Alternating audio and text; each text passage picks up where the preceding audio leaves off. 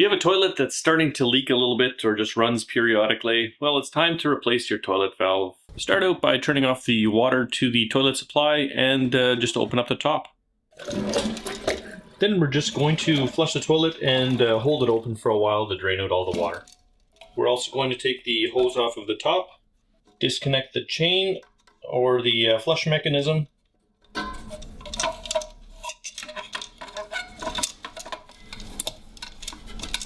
and just reach in and pop out your old gaskets. There's the old one. Alright, there's our new gasket. So just the same thing. And try not to stretch it out a whole heck of a lot. Just do what you need to get it in there.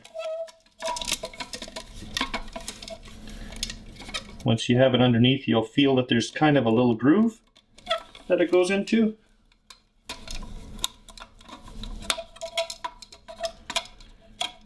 And make sure it's in that groove all the way around.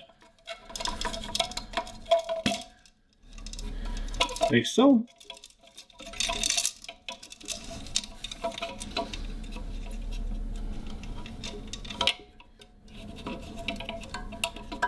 Reconnect your flush mechanism and put the hose back on. Next, clean up your rigging assembly of stuff you accumulated to stack it on so you could make a YouTube video. Now, as you can see from this is the old valve. It doesn't look like there's anything wrong with this thing. And I'm not sure why they started leaking, but it was definitely leaking. It's definitely, the rubber feels different than the rubber of that new one that I put in there. That's probably because of the bleach pucks that we put in there that they tell you not to put in there. Alright, so we're just going to turn the water back on and make sure all is well.